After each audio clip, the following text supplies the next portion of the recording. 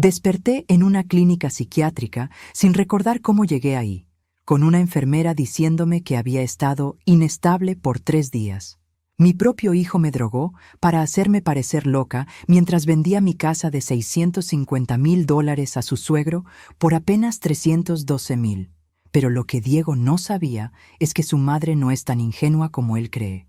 ¿Desde dónde nos estás viendo hoy? Déjanos tu ubicación en los comentarios y dale like y suscríbete al canal. El sabor metálico en mi boca me despertó. Eso y el sonido de una voz extraña hablando sobre medicamentos. Abrí los ojos lentamente, esperando ver el techo color beige de mi dormitorio. Pero en su lugar encontré luces fluorescentes demasiado brillantes y paredes blancas estériles. «Buenos días, señora Morales», dijo una enfermera joven con acento caribeño. «¿Cómo se siente hoy?» Me incorporé con dificultad, cada músculo de mi cuerpo protestando como si hubiera corrido un maratón en mis sueños. «¿Dónde estoy?» «En el Centro de Salud Mental San Rafael. Ha estado con nosotros 3 días». 3 días. Las palabras resonaron en mi cabeza como campanas funerarias. Tengo 65 años. He vivido mi vida entera con una mente clara como el agua, y de repente no recordaba 3 días completos. ¿Cómo llegué aquí? Mi voz sonó ronca, como si no la hubiera usado en siglos. La enfermera consultó una tablet. Su hijo Diego la trajo. Estaba muy preocupado. Dijo que había estado actuando de manera errática, hablando sola, olvidando cosas importantes. Diego, mi único hijo, de 42 años, el mismo que había criado sola después de que su padre nos abandonara cuando tenía 5 años. El mismo que había trabajado día y noche para darle una educación universitaria. El mismo que ahora, aparentemente, me había internado en un psiquiátrico. Quiero hablar con Diego. Ahora mismo. Por supuesto, señora. Pero primero el doctor Hernández quiere verla. Es protocolo. Protocolo. La palabra me hizo pensar en todos esos documentos que había firmado el mes pasado. Documentos que Diego me había explicado tan rápidamente que apenas pude leerlos. Solo son papeles rutinarios para la casa, mamá, había dicho con esa sonrisa que heredó de su padre, para simplificar las cosas por si algo te pasa.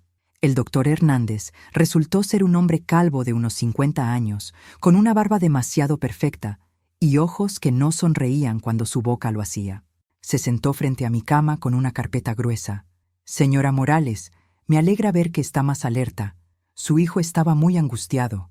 Me contó sobre los episodios de confusión, las llamadas a altas horas hablando incoherencias». «¿Qué llamadas?» «Yo no hice ninguna llamada incoherente». El doctor frunció el ceño con esa expresión que tienen los médicos cuando creen que sus pacientes están mintiendo. «Su hijo tiene grabaciones de varias conversaciones donde usted mencionaba personas inexistentes, eventos que no ocurrieron». Mi sangre se enfrió.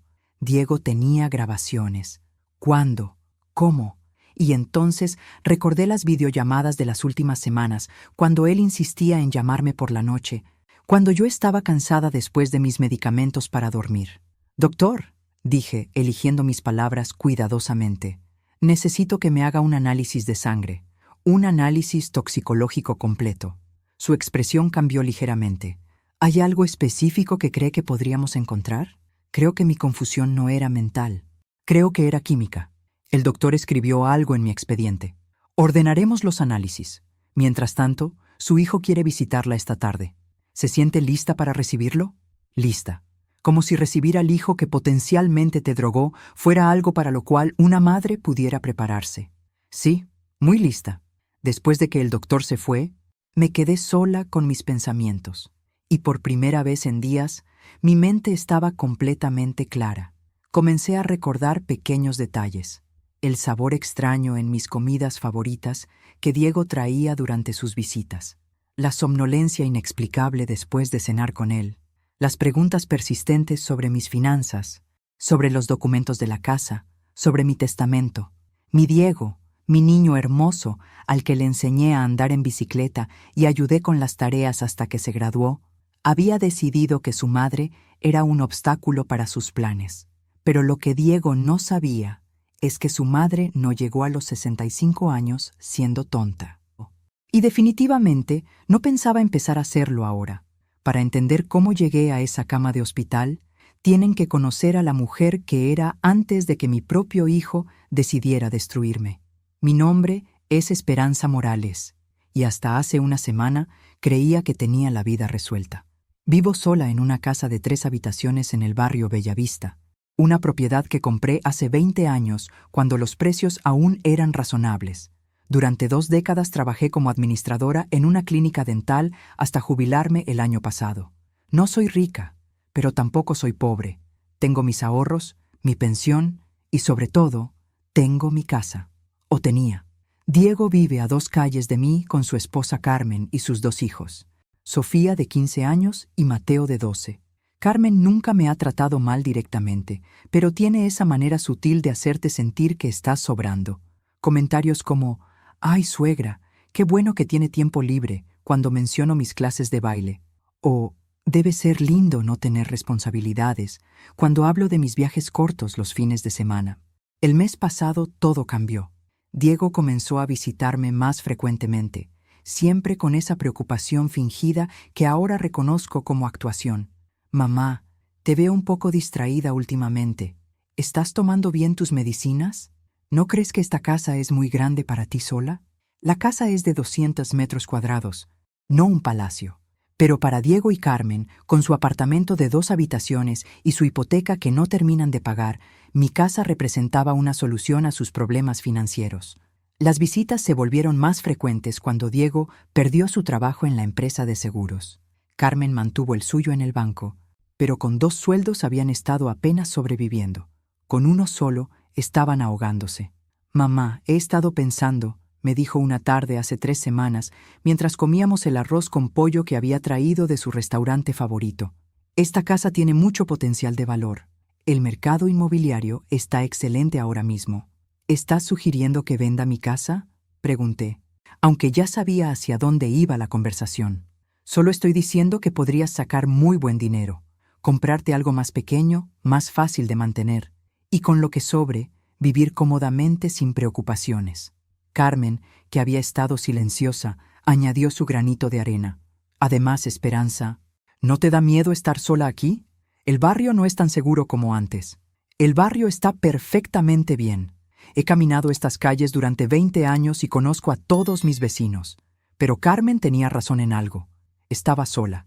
Y cuando eres una mujer de 65 años viviendo sola, la gente asume automáticamente que necesitas ser rescatada. «No estoy lista para vender», les dije firmemente. La expresión de Diego cambió apenas perceptiblemente. Un flash de irritación que trató de disimular con una sonrisa. «Por supuesto, mamá. Solo quería que supieras que si algún día cambias de opinión, yo te ayudo con todos los trámites». Esa noche, después de que se fueron, encontré mis documentos importantes desorganizados. Nada faltaba, pero definitivamente alguien había estado revisando mis papeles. El testamento estaba en la mesa cuando siempre lo guardaba en el cajón. Los papeles de la casa estaban en un orden diferente. Al día siguiente, Diego regresó con una carpeta llena de formularios. «Mamá, después de nuestra conversación de ayer, pensé que deberíamos poner tus asuntos en orden, solo por precaución». Los papeles incluían una autorización para que él manejara mis cuentas bancarias en caso de emergencia, una actualización de mi testamento donde él aparecía como único beneficiario, y algo llamado un poder notarial limitado que le daría control sobre mis propiedades si yo llegara a estar incapacitada. «Diego, no estoy incapacitada y no pienso estarlo pronto». «Por supuesto que no, mamá, pero ¿no es mejor estar preparados? Mira lo que le pasó a doña Remedios de la esquina. Su familia tuvo que batallar durante meses con los bancos porque no había papeles en orden cuando le dio el derrame. Doña Remedios había muerto el año anterior después de estar en coma 2 semanas. No era exactamente la misma situación, pero Diego tenía una manera de torcer las cosas para que sonaran lógicas. Firmé algunos papeles. No todos, pero algunos, los que parecían más inocuos, y esa fue mi primera gran equivocación. Porque lo que no sabía era que Diego ya había hablado con el esposo de Carmen, Roberto Figueroa, un hombre de negocios con conexiones inmobiliarias y muy pocos escrúpulos morales. Roberto había estado buscando propiedades en mi vecindario para un proyecto de desarrollo, y mi casa era perfecta para sus planes. Lo que tampoco sabía era que Diego había estado documentando cada una de nuestras conversaciones telefónicas, editando grabaciones para hacerme sonar confundida y preparando el terreno para declararme mentalmente incompetente. 3 días después de firmar esos papeles, comencé a sentirme extraña después de las cenas que Diego me traía. Somnolenta, confundida, olvidadiza. Atribuí estos síntomas a la edad, al estrés, a cualquier cosa menos a la posibilidad de que mi propio hijo me estuviera envenenando lentamente. Y mientras yo luchaba contra una neblina mental que no entendía, Diego ejecutó su plan con la precisión de un cirujano. El día que mi vida cambió para siempre empezó como cualquier martes ordinario. Me desperté a las 7, desayuné avena con fruta y estaba regando mis plantas cuando Diego llegó con una bolsa de papel en las manos y esa sonrisa que ahora reconozco como peligrosa. «Buenos días, mamá. Te traje almuerzo de la cocina de Carmen, ese caldo de pollo que tanto te gusta». Carmen nunca había hecho caldo de pollo en su vida. Compraba todo prehecho del supermercado. Pero yo, como la madre tonta que era, sonreí y lo dejé entrar a mi casa. «Qué considerado, mijo. ¿Todo bien en casa?» «Todo perfecto». Se dirigió directamente a la cocina y comenzó a servir el caldo en mi tazón favorito. «Oye, mamá, ayer revisé los papeles que firmaste la semana pasada. Creo que faltó un detalle en el poder notarial». Mientras hablaba, le daba la espalda. Ahora me doy cuenta de que esa era la oportunidad perfecta para añadir algo al caldo. Algo que me haría sentir confundida, somnolienta, fácil de manipular. «¿Qué tipo de detalle?», pregunté, sentándome en mi mesa de comedor donde había almorzado durante 20 años. «Nada grave. Solo necesito que firmes una adenda que especifica que puedo tomar decisiones médicas si algo te pasa». El caldo estaba delicioso, tibio, reconfortante, exactamente lo que necesitaba en un día que había amanecido un poco fresco. No noté ningún sabor extraño. Diego había sido cuidadoso. «Mijo, no creo que necesite...» «Mamá», me interrumpió, sentándose frente a mí con esa expresión seria que ponía cuando era niño y quería convencerme de algo. «¿Te acuerdas de lo que pasó con doña Isabel?» Doña Isabel había sido mi vecina durante 15 años. El año anterior había tenido un accidente cerebrovascular y su hijo había tenido problemas legales para tomar decisiones sobre su tratamiento porque no tenía los papeles necesarios. «Claro que me acuerdo, pero no quiero que pasemos por eso. Solo es una precaución». Me tomé todo el caldo, cada gota. Y mientras lo hacía, Diego me contó sobre sus planes de conseguir un nuevo trabajo, sobre cómo Sofía estaba destacando en la escuela, sobre lo orgullosa que debía estar de mis nietos. «Tienes razón», dije finalmente. «¿Dónde tengo que firmar?» Sacó los papeles de una carpeta que había traído. El documento parecía oficial, lleno de terminología legal que me costaba trabajo entender. Pero confié en mi hijo. La mujer que había criado a ese niño desde los 5 años confió completamente en él. Firmé donde me indicó, con mi mejor letra, con mi firma completa, Esperanza Morales Vega.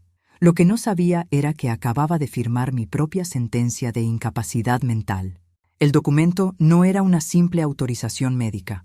Era una declaración jurada de que yo había estado mostrando signos de demencia senil y que voluntariamente cedía el control de mis asuntos a mi hijo Diego Morales.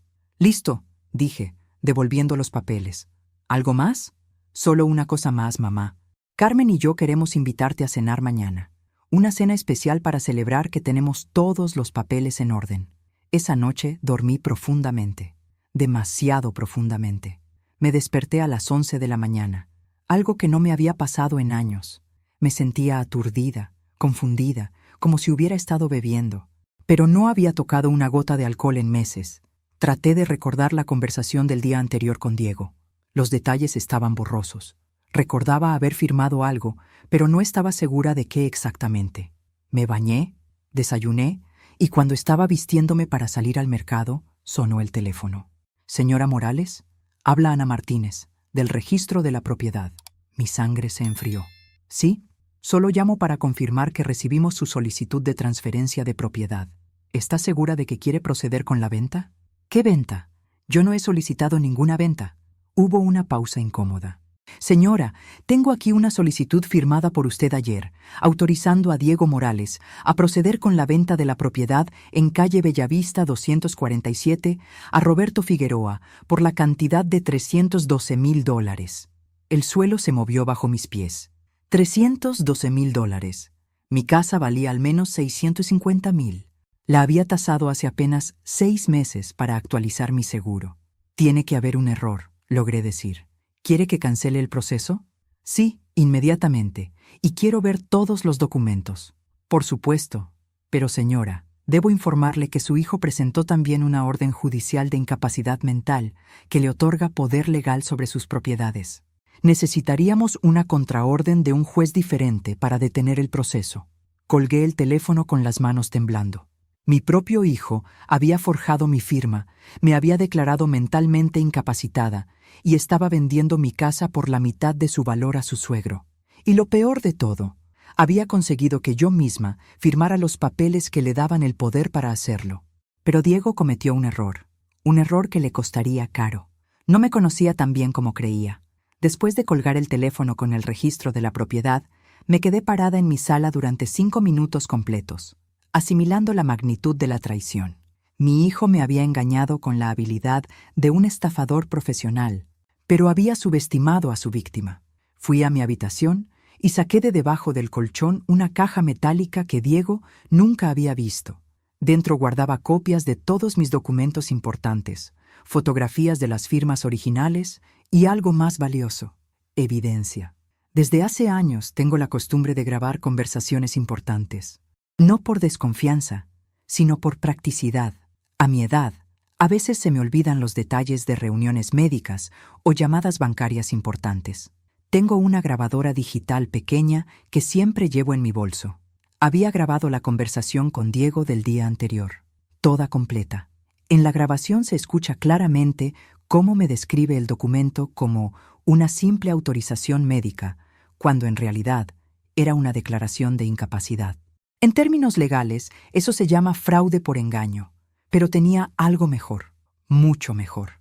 Hace 3 semanas, cuando Diego empezó a presionarme para vender la casa, instalé cámaras de seguridad. Se lo había mencionado a mi vecina Rosa, diciéndole que estaba preocupada por los robos en el vecindario. Pero la verdad es que algo en el comportamiento de mi hijo me había puesto nerviosa. Las cámaras capturaron todo. Diego revisando mis documentos sin permiso. Diego hablando por teléfono en mi jardín con alguien sobre acelerar el proceso antes de que se dé cuenta. Y lo más importante, Diego añadiendo algo al caldo de pollo antes de servírmelo. Mi hijo había cometido 3 delitos: fraude documental, falsificación de firma y envenenamiento con intent de incapacitar. Suficientes evidencias para mandarlo a la cárcel durante años. Pero yo no quería mandarlo a la cárcel. Quería algo mejor. Quería justicia. Llamé a mi abogado, el licenciado Mendoza, quien había manejado la compra de mi casa hace 20 años. Un hombre de 70 años, conservador, meticuloso y con contactos en todo el sistema judicial local. Esperanza, qué gusto escucharla. ¿Cómo puedo ayudarla? Licenciado, necesito que detenga una venta fraudulenta de mi propiedad. Y necesito que me ayude a diseñar una estrategia legal muy específica. ¿Qué tipo de estrategia? El tipo que le enseña a un hijo ingrato que su madre no es tan tonta como él cree. Nos reunimos esa misma tarde en su oficina. Le mostré todas las evidencias, las grabaciones, los videos de las cámaras, las copias de los documentos originales, el análisis de sangre que me había hecho en una clínica privada y que mostraba restos de benzodiazepinas en mi sistema. Esperanza, esto es suficiente para procesarlo criminalmente. Podríamos hacer que arresten a Diego hoy mismo. No quiero que lo arresten todavía. Quiero que sienta exactamente lo que me hizo sentir a mí. Quiero que pierda todo lo que cree que va a ganar. El licenciado Mendoza sonrió. Era la sonrisa de un abogado que acababa de encontrar un caso divertido. ¿Qué tiene en mente? Quiero que presentemos una contrademanda por incapacidad mental. Pero no contra Diego, contra Carmen. Su sonrisa se amplió. Explíqueme. Carmen trabaja en un banco. Ha estado manejando las finanzas familiares durante años. Si podemos demostrar que ella sabía sobre el plan de Diego y participó activamente, podemos alegar que tiene problemas de juicio que la hacen incompetente para manejar dinero. El banco tendría que despedirla inmediatamente.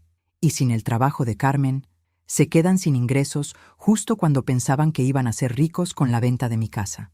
Pero eso era solo el primer paso de mi plan. El segundo paso requería la ayuda de mi primo Eduardo, quien trabaja en el Departamento de Bienes Raíces del municipio. Eduardo me debía varios favores por haberlo ayudado cuando su hija necesitó cirugía hace 2 años. Eduardo, necesito que revises los permisos de construcción para mi vecindario.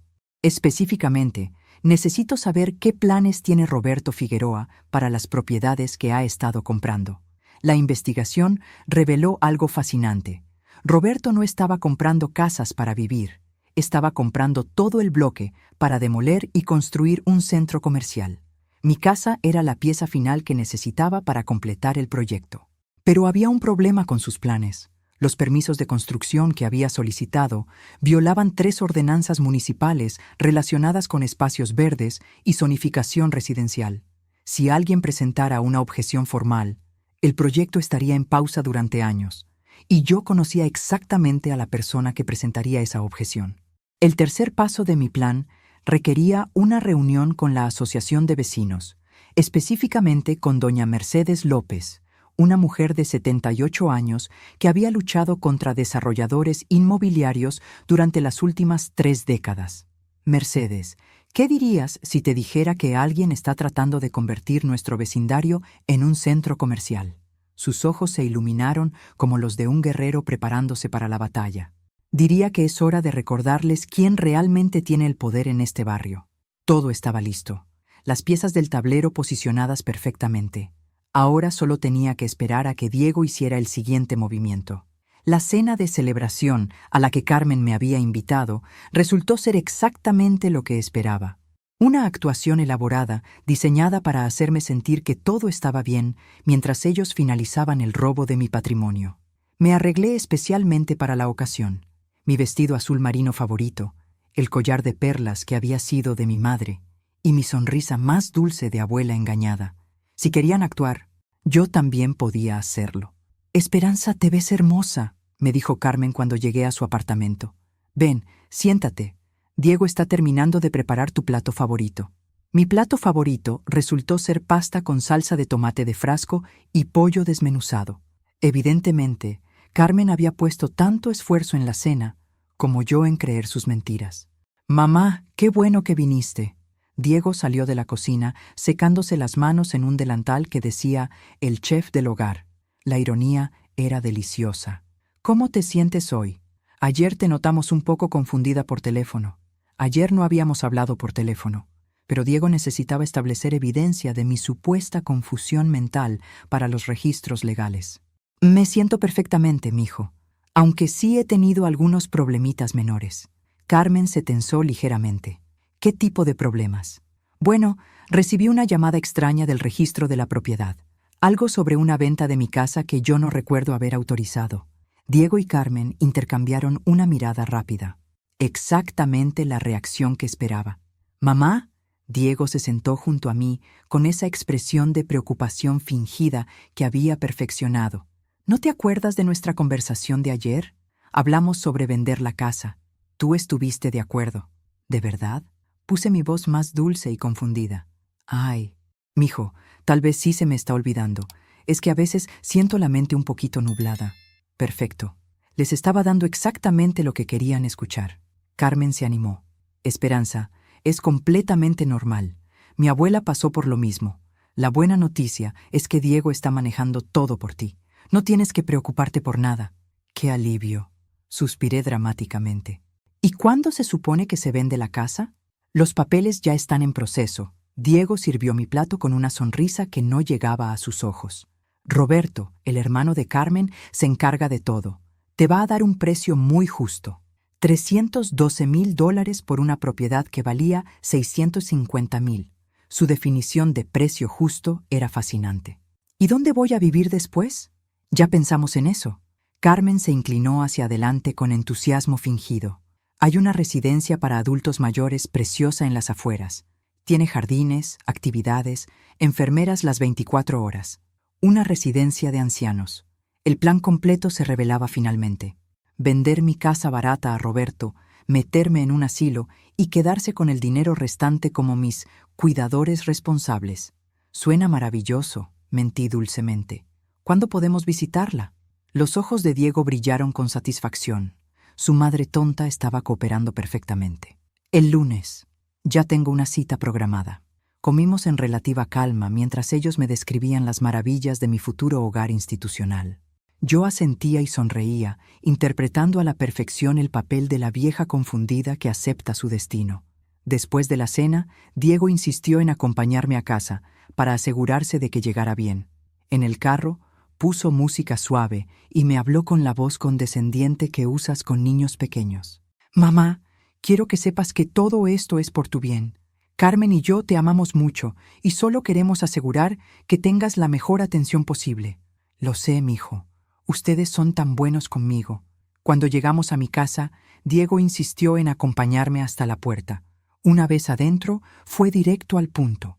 Mamá, mañana van a venir unos señores a evaluar la casa para la venta final. ¿Está bien si yo tengo las llaves para dejarlos entrar? No quiero molestarte levantándote temprano. Me entregó un duplicado de mis propias llaves, el símbolo perfecto de cómo había tomado control total de mi vida. Por supuesto, mijo. Confío en ti completamente. Después de que se fue, me senté en mi sala y sonreí por primera vez genuinamente en días. Diego había hecho exactamente lo que yo esperaba. Había confirmado todos los detalles de su plan, había establecido el timeline y me había dado la información que necesitaba para ejecutar el mío. Tomé mi teléfono y marqué el número del licenciado Mendoza. Licenciado, soy Esperanza. Es hora de activar el plan. ¿Todo salió como esperábamos? Mejor. Mañana, mientras Diego esté en mi casa con los evaluadores de Roberto, usted va a presentar 3 demandas simultáneas en 3 juzgados diferentes. Al día siguiente, mientras Diego y Roberto celebraban prematuramente en mi sala, creyendo que habían engañado exitosamente a la vieja tonta, un alguacil tocó mi puerta. ¿Diego Morales? Soy yo. Está usted citado a comparecer ante el juez Ramírez el lunes a las 9 a.m. para responder a cargos de fraude documental, falsificación de firmas e intoxicación intencional. La cara de Diego se puso blanca como el papel, pero eso era solo el primer alguacil. El segundo era para Roberto, con una orden judicial que congelaba inmediatamente todos los permisos de construcción para su proyecto de desarrollo, basada en violaciones ambientales presentadas por la Asociación de Vecinos. El tercero era para Carmen, notificándola que el banco había sido informado de su participación en actividades de fraude financiero y que estaba suspendida pendiente investigación. ¿Qué está pasando? Diego finalmente encontró su voz. Yo sonreí desde mi mecedora, donde había estado tejiendo tranquilamente durante todo el espectáculo. Lo que está pasando, mijo, es que la vieja confundida resultó ser más lista de lo que pensabas. Y esa fue solo la primera sorpresa. Diego todavía no sabía lo que su madre era realmente capaz de hacer. Viendo las caras de pánico de Diego, Carmen y Roberto, fue casi tan satisfactorio como el primer sorbo de café en las mañanas. Casi, porque esto era solo el aperitivo de la venganza que tenía planeada. «Mamá, esto tiene que ser un malentendido», Diego tartamudeó, todavía sosteniendo los papeles de la citación judicial. «Tú firmaste todo voluntariamente. Tengo las grabaciones». «¿Te refieres a estas grabaciones?» Saqué mi teléfono y reproduje la conversación del martes anterior. Su propia voz sonó claramente. «Solo es una simple autorización médica, mamá».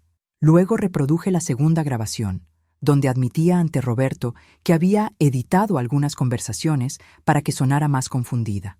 El color se le fue completamente de la cara. Roberto, quien hasta ese momento había permanecido callado calculando sus pérdidas, finalmente habló. «Esperanza, creo que podemos resolver esto como adultos civilizados. Los malentendidos pasan en las familias». «Malentendidos», repetí saboreando la palabra. ¿Es así como llamas al intento de robarme mi casa por la mitad de su valor? El precio es competitivo para el mercado actual. Roberto, cariño, lo interrumpí con mi sonrisa más dulce. Tengo la tasación oficial de mi casa. Fecha del mes pasado, $650,000. Tú me ibas a pagar $312,000. En matemáticas básicas, eso se llama robo. Carmen finalmente encontró su voz. Suegra, usted no entiende las complejidades del mercado inmobiliario. Carmen. Mi amor, trabajé en administración durante 30 años. Entiendo perfectamente las complejidades de la estafa financiera. La tensión en la habitación era tan espesa que podías cortarla con cuchillo. Diego miraba alternativamente a su esposa y a su socio, buscando alguna manera de salir del hoyo que habían cavado. Mamá, todavía no entiendo cómo... comenzó Diego. ¿Cómo me di cuenta? Me recosté en mi mecedora, disfrutando cada segundo. Mijo, la primera pista fue cuando empezaste a traerme comida casera. En 42 años de vida, nunca habías cocinado ni siquiera un huevo. ¿De repente te volviste chef? Roberto se aclaró la garganta. Esperanza, sé que las emociones están alteradas, pero creo que podemos llegar a un acuerdo que beneficie a todos. ¿Qué tipo de acuerdo? Bueno, obviamente el precio de la casa se puede renegociar. Digamos, 450,000. Es un aumento significativo. La audacia de este hombre era impresionante. Todavía creía que podía manipularme. Roberto, ¿tú sabes cuánto vale tu proyecto de centro comercial una vez completado? Su expresión cambió inmediatamente. No sé de qué me hablas. Claro que no. Es solo casualidad que hayas comprado 5 propiedades en este bloque durante los últimos 2 años. Pura coincidencia que todas sean exactamente el tamaño necesario para un desarrollo comercial. Saqué una carpeta de documentos que había estado escondiendo bajo mi cojín. También es casualidad que el municipio tenga registrada una solicitud de zonificación comercial para esta área, presentada por Figueroa Development Corporation.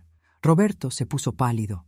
Según mis cálculos, el proyecto completo te generaría aproximadamente 12 millones en ganancias durante los próximos 5 años. Mi casa era la pieza final que necesitabas. Sin ella, todo tu proyecto se va a la basura.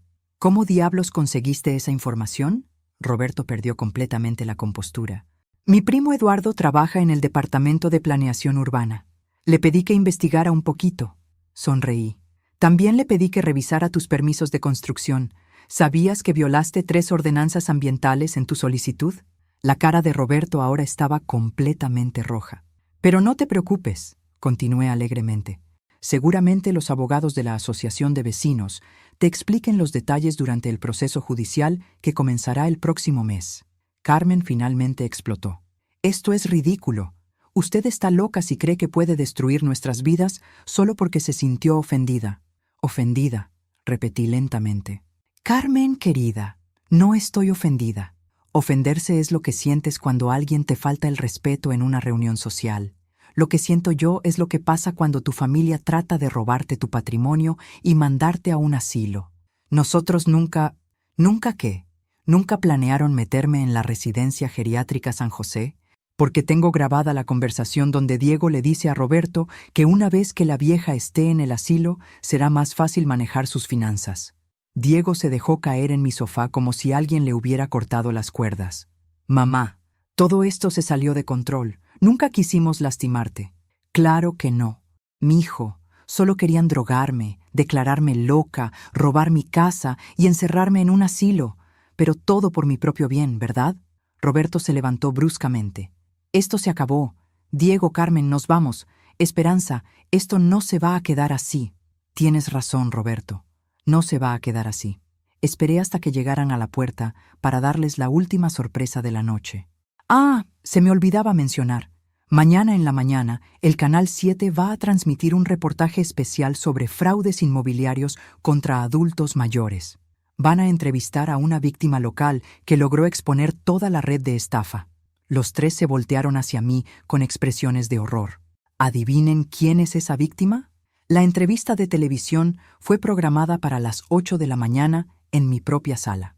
La reportera, una mujer joven llamada Patricia Ruiz, llegó con un camarógrafo y un técnico de sonido que convirtieron mi hogar en un estudio de televisión temporal.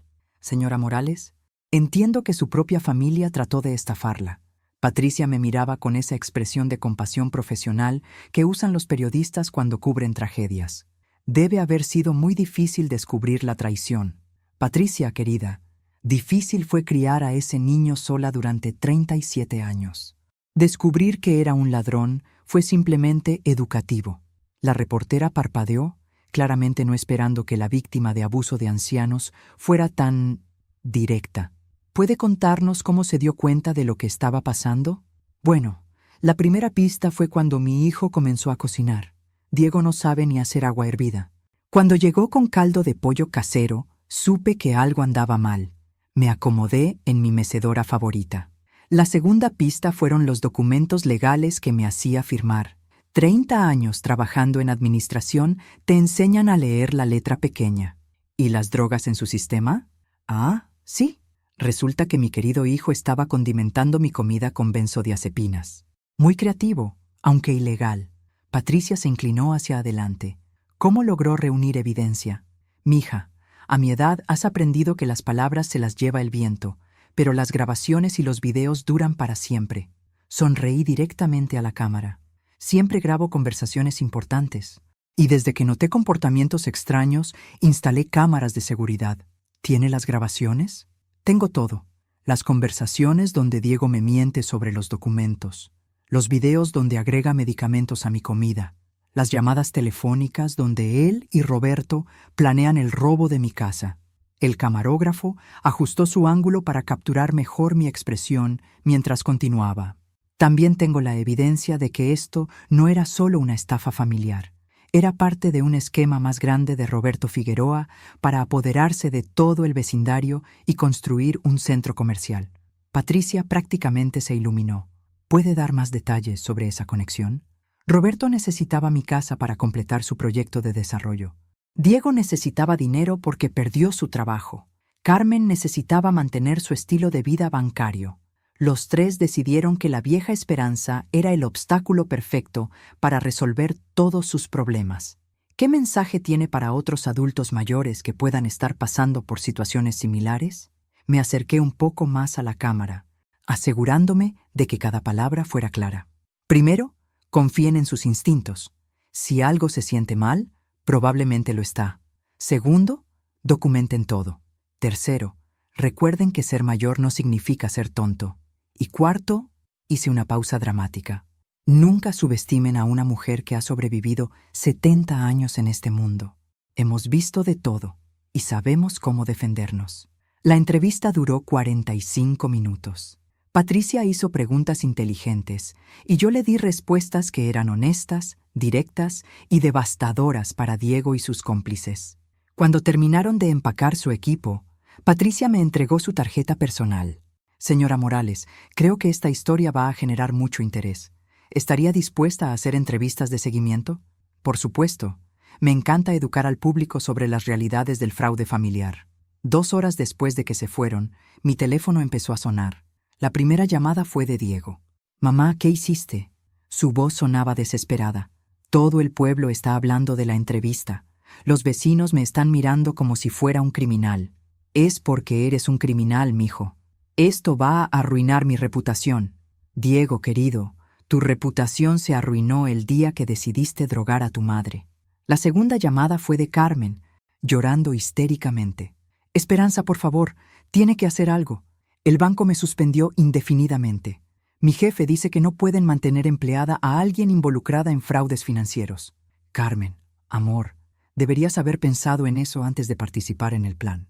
Pero yo solo seguía a Diego. Yo no sabía que era tan serio. Cariño, conspirar para robar la casa de tu suegra es bastante serio sin importar quién sea el líder. La tercera llamada fue la más interesante. Roberto, tratando de sonar calmado pero fallando miserablemente. Esperanza, creo que podemos manejar esto como profesionales. Estoy dispuesto a discutir compensación por cualquier malentendido. ¿Qué tipo de compensación? Bueno, obviamente tus gastos legales, algo por el estrés emocional, digamos $100,000 por las molestias. $100,000. Después de intentar robarme casi 400,000. Roberto, esa es una oferta muy generosa. ¿Entonces estás dispuesta a considerar un acuerdo? Absolutamente. Deja que te haga una contraoferta. Hubo silencio expectante del otro lado de la línea. Mi contraoferta es que te declares en bancarrota, vendas todos tus bienes para compensar a las otras familias que estafaste y te vayas a vivir a otro estado, preferiblemente muy lejos. Eso es ridículo. Roberto, querido, lo ridículo fue creer que podías engañar a una mujer que ha manejado dinero toda su vida. Colgué y me serví una taza de té. Afuera, El noticiero de la tarde estaba comenzando, y sabía que mi historia sería el tema principal. Pero la verdadera venganza apenas estaba comenzando. El noticiero de la noche convirtió mi historia en el escándalo local del año. Patricia Ruiz había hecho un trabajo excelente editando mi entrevista, intercalando mis comentarios con explicaciones sobre cómo funcionan las estafas contra ancianos y qué señales buscar. Pero lo mejor de todo fue cuando mostraron las fotos de Diego, Carmen y Roberto mientras explicaban los cargos criminales que enfrentaban cada uno. Diego se veía terrible en su foto del arresto. Carmen estaba llorando. Roberto parecía un criminal de carrera, que probablemente lo era. A las 9 de la noche, 3 horas después de la transmisión, mi teléfono sonó otra vez. «Señora Morales», habla el detective Ramírez de la Unidad de Crímenes Financieros. «Detective, ¿cómo puedo ayudarle?» «Ma'am, vimos su entrevista esta noche. Nos gustaría programar una reunión para discutir su caso con más detalle. Creemos que el señor Figueroa puede estar involucrado en otros esquemas similares». Interesante. Mi venganza personal estaba a punto de convertirse en una investigación criminal más amplia. «Por supuesto, detective. ¿Cuándo les conviene? ¿Mañana por la mañana?» «Perfecto. Tengo toda la evidencia organizada y lista». Después de colgar, me senté en mi mecedora a reflexionar sobre cómo había evolucionado la situación. Había comenzado queriendo simplemente recuperar mi casa y enseñarle una lección a mi hijo. Ahora estaba ayudando a desmantelar una red de estafa inmobiliaria. A veces, la venganza toma direcciones inesperadas. El detective Ramírez resultó ser un hombre de unos 50 años, con el tipo de bigote que había estado de moda en los 80 y nunca había tenido el valor de cambiar. Vino acompañado de una detective más joven, la oficial Moreno, quien tomaba notas en una tablet mientras hablábamos. «Señora Morales, la evidencia que reunió es extraordinaria». El detective revisaba mis carpetas de documentos. «Estas grabaciones y videos son suficientes para procesar a los 3 por múltiples delitos. Me alegra saber que serán útiles. Pero hay algo más. Hemos estado investigando a Roberto Figueroa durante varios meses. Su caso nos da la evidencia final que necesitábamos». La detective Moreno se inclinó hacia adelante. ¿Estaría dispuesta a testificar no solo en su propio caso, sino en los casos de otras víctimas? ¿Otras víctimas? Al menos 6 familias mayores en la zona metropolitana han perdido sus propiedades en circunstancias sospechosamente similares durante los últimos 3 años. Todas vendieron por debajo del valor de mercado a empresas conectadas con Figueroa. El alcance de la operación de Roberto era más grande de lo que había imaginado. Mi caso era solo la punta del iceberg. Por supuesto que testificaré. ¿Qué necesitan de mí? Principalmente, que mantenga sus rutinas normales mientras finalizamos la investigación. Figueroa y sus asociados aún no saben cuánta evidencia tenemos. Queremos arrestar a toda la red al mismo tiempo. ¿Y Diego y Carmen? Ellos ya están procesados por los delitos directos contra usted. Pero si pueden proporcionarnos información sobre la operación más grande de Figueroa, podrían negociar sentencias reducidas a cambio de cooperación. La idea de Diego y Carmen negociando con los fiscales para salvar sus propios pellej os tenía una ironía deliciosa. Después de traicionarme a mí, ahora tendrían que traicionar a Roberto. «Detective, ¿puedo hacer una pregunta?» «Por supuesto. ¿Cuánto tiempo llevará todo este proceso?» «Probablemente entre 6 y 8 meses para los juicios». «¿Por qué pregunta?» Sonreí. «Porque quiero asegurarme de tener tiempo suficiente para disfrutar viendo cómo se desarrolla todo». Esa tarde, después de que los detectives se fueron, decidí dar un paseo por mi vecindario. Era la primera vez en semanas que me sentía completamente libre y segura. Doña Mercedes me paró en la esquina de siempre. «Esperanza, vi tu entrevista anoche. Qué valiente. Toda la asociación de vecinos está orgullosa de ti». «Gracias». «Mercedes, ¿cómo va la batalla legal contra el proyecto de Roberto?» «Excelente. Nuestro abogado dice que con toda la evidencia criminal que está saliendo, los permisos van a ser revocados permanentemente. El centro comercial nunca se construirá». «Perfecto». Roberto no solo iba a la cárcel, sino que su proyecto multimillonario estaba completamente muerto. Continué mi caminata, saludando a vecinos que habían visto el noticiero. Algunos me pararon para contarme sus propias experiencias con vendedores inmobiliarios agresivos. Otros simplemente querían asegurarme que tenía su apoyo. Para cuando regresé a casa, tenía una perspectiva completamente nueva sobre lo que había logrado. No solo había protegido mi propia propiedad y expuesto a los criminales que trataron de robarla, había ayudado a proteger a toda mi comunidad. Pero había una conversación más que tenía que tener, una que había estado posponiendo porque era la más dolorosa. Esa noche marqué el número de mi nieta Sofía. Abuela, ¿estás bien? He estado viendo las noticias. Estoy perfectamente, mi amor. Pero tú, ¿cómo estás? Sé que esto debe ser muy difícil para ti. Hubo una pausa larga antes de que Sofía respondiera.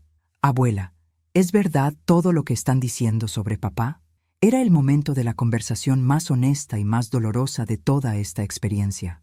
Sofía, mi cielo, ven a casa para que hablemos cara a cara. Una hora después, mi nieta de 15 años estaba sentada en mi sofá con los ojos rojos de haber llorado. Sofía había heredado mi carácter fuerte, pero también tenía la sensibilidad de la adolescencia, y todo esto la estaba destrozando.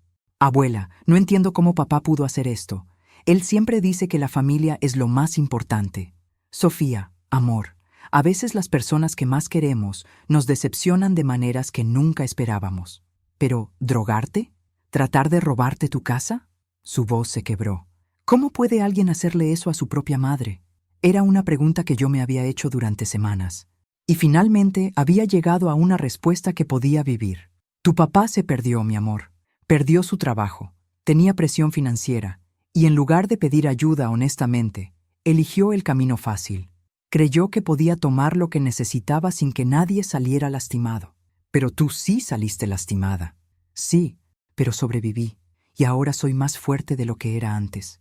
Sofía me miró con esos ojos que todavía tenían rastros de la niña pequeña que solía traer todos los veranos a hacer galletas conmigo. ¿Puedes perdonarlo? Esa era la pregunta del $1.000.000. No sé, Sofía. Tal vez algún día. Pero perdonar no significa olvidar.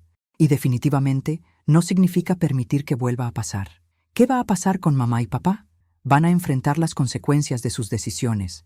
Tu papá probablemente irá a la cárcel por un tiempo. Tu mamá perdió su trabajo en el banco y tendrá que reconstruir su carrera. ¿Y nosotros, Mateo y yo? Mi corazón se partió un poco más. Estos niños eran víctimas tanto como yo, pero de una manera diferente. Ustedes van a seguir siendo mis nietos, sin importar lo que pase con sus padres. Eso nunca va a cambiar. Sofía se acurrucó contra mi lado como hacía cuando era pequeña. Tengo miedo, abuela. ¿De qué tienes miedo? De que la gente nos mire diferente. De que piensen que somos como papá y mamá. La levanté suavemente para mirarla a los ojos. Sofía Morales, tú eres exactamente quien tú decides ser. Las acciones de tus padres no te definen a ti. Tu carácter, tus valores, tus decisiones son los que importan. ¿De verdad lo crees? Completamente. Y para asegurarme de que tengas todas las oportunidades que mereces, hay algo que quiero decirte. Fui a mi escritorio y saqué un documento legal que había preparado la semana anterior con el licenciado Mendoza. Este es un fondo fiduciario para tu educación universitaria y la de Mateo. No importa lo que pase con sus padres, ustedes van a poder ir a la universidad. Sofía miró el documento con asombro. Abuela, ¿esto es real? Completamente real. $200.000 para cada uno, que se liberarán cuando cumplan 18 años o empiecen la universidad, lo que pase primero. Mi nieta comenzó a llorar otra vez, pero estas eran lágrimas diferentes. Lágrimas de alivio, de gratitud, de esperanza. ¿Por qué haces esto por nosotros cuando papá te lastimó tanto? Porque ustedes no son su padre, y porque una de las pocas cosas buenas que tu padre me dio fueron ustedes dos. Después de que Sofía se fue, me quedé pensando en la conversación. Durante semanas había estado tan enfocada en mi venganza contra Diego y sus cómplices que casi había olvidado que había víctimas inocentes en toda esta situación. Mi teléfono sonó, interrumpiendo mis reflexiones. Era el detective Ramírez. Señora Morales, tengo noticias importantes. ¿Puede venir a la estación mañana por la mañana? ¿Qué tipo de noticias?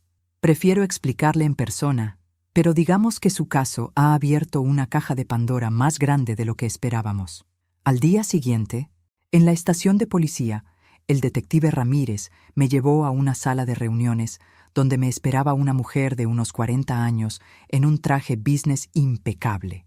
Señora Morales, ella es la fiscal federal Ana Delgado, Quiere hablar con usted sobre Roberto Figueroa. La fiscal se inclinó hacia adelante con una expresión seria. Señora Morales, su caso ha revelado conexiones que van más allá de simples estafas inmobiliarias locales. ¿Qué tipo de conexiones?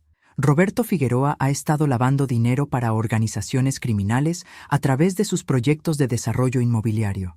Las casas que compraba a precios bajos las revendía a precios inflados a empresas fantasma, efectivamente lavando millones de dólares. La habitación se quedó en silencio mientras procesaba esta información. ¿Está diciendo que mi hijo estaba involucrado con el crimen organizado? No directamente. Su hijo era solo una pieza pequeña en una operación mucho más grande. Pero sin saberlo, su evidencia nos ha dado la clave para desmantelar toda la red.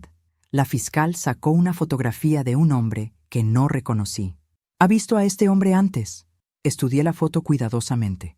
No, nunca lo he visto. Se llama Carlos Mendoza y es el socio silencioso de Roberto en varios proyectos. También es uno de los lavadores de dinero más buscados por el FBI.